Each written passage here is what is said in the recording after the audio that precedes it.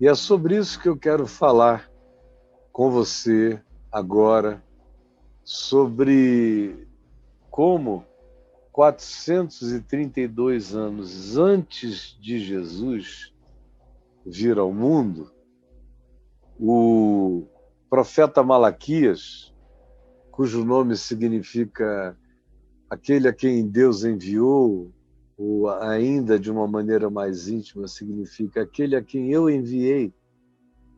E Malaquias foi o último dos profetas contabilizados na listagem canônica do que nós chamamos aqui, na nossa mão, de Velho Testamento.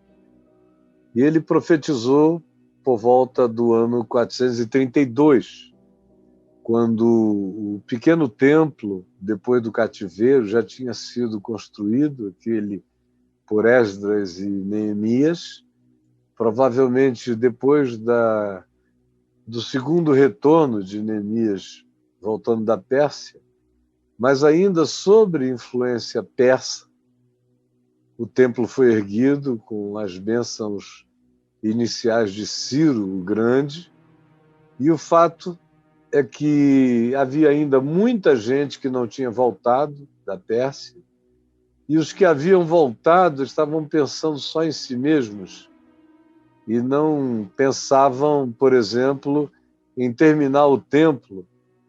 E aí se dá uma força especial no dízimo que estava previsto na Torá, na lei de Moisés, mas que não era algo que fazia parte regular do hábito judaico, até porque eles passaram muito tempo com intercorrências, com dominações de estrangeiros, e agora estavam vindo de um cativeiro de 70 anos, um pouquinho mais, em Babilônia, aquela região, eles ficaram sob o domínio. Agora, depois dos babilônios, caldeus, medos, persas, e agora sob o domínio persa. E essa entrada, essa intercorrência, essa interrupção, quebrou completamente qualquer que fosse o hábito de ajudar.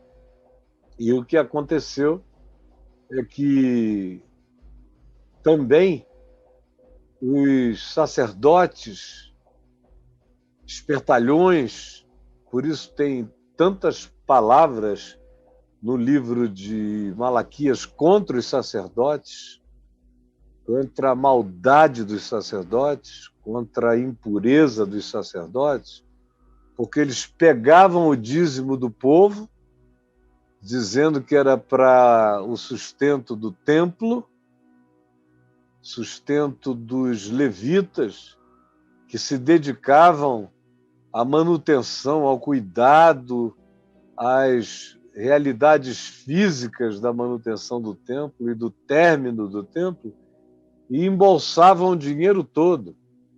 E faziam casas maravilhosas, mansões, tudo como é hoje. Para você não se enganar, é a mesma coisa.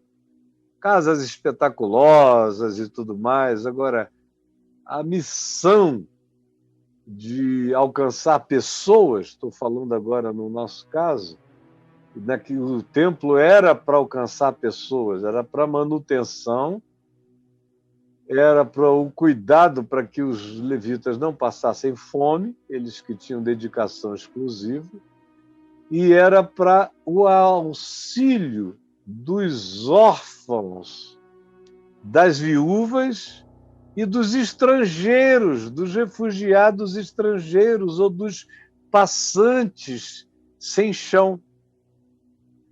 Você veja qual era a finalidade do dízimo no Velho Testamento. E veja como ela era infinitamente superior às razões para se dar o dízimo nos nossos dias.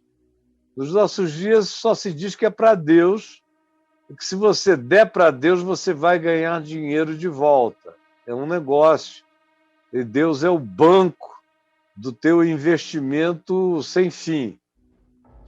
E é uma coisa mesquinha o dízimo de hoje. E que fica todo mesmo é na mão dos donos de denominação, de igreja. Tem casas em vários lugares e aviões, às vezes, ou nem tanto, mais regularmente do que a gente imagina. Eles escondem essas coisas. Suas grandes lanchas, seus grandes barcos, suas viagens extraordinárias. O que eles mostram já é extraordinariamente grande, imagina o que eles escondem. O que eles mostram é a ponta do iceberg. Mas naqueles dias o dízimo era para o sustento básico dos levitas, para manutenção de restauração. Caiu um tijolo aqui, caiu outro ali, está faltando isso aqui, ali. Coisa básica. O grande e a maior parte desse recurso ia para o auxílio aos órfãos, às viúvas e aos estrangeiros, conforme determinava a lei de Moisés. E aqui entre nós, os legalistas que ficam apelando para a lei de Moisés e para o dízimo, como se fosse uma instituição do Novo Testamento, dizem que é para Deus, mas Deus é o bolso deles. Quando eles falarem, traga o dinheiro para Deus, saiba, é para o meu bolso. É só você que pensa que tem algum lugar lá atrás daquele púlpito onde o gasofilácio vai ser enviado como uma arca, uma turbina para Deus, e Deus tem um prazer enorme em lobo-guará. Ele que criou a criação toda e o lobo-guará é a criação dele, não tem nenhum prazer em pegar em papel com impressão de lobo e guará. Quem tem é o dono da sua igreja, do lugar que você frequenta. Agora, você faz isso porque quer, enganado porque gosta. O órfão, a viúva e o necessitado continuam a precisar da sua ajuda, do dízimo do seu amor. Então, em 432, mais ou menos, antes de Jesus, Malaquias traz algumas mensagens fortes contra os sacerdotes, traz contra todos os aproveitadores e exploradores do próximo, traz uma mensagem contra aqueles que exploravam o trabalhador no campo e que roubavam o dinheiro, forçando o indivíduo a trabalhar horas e horas por nada, numa espécie de escravidão velada, e traz uma última palavra, que é aquela com a qual ele termina a profecia de Malaquias. Se você quiser, leia o livro todo depois, ele é curto, cheio de perguntas importantíssimas.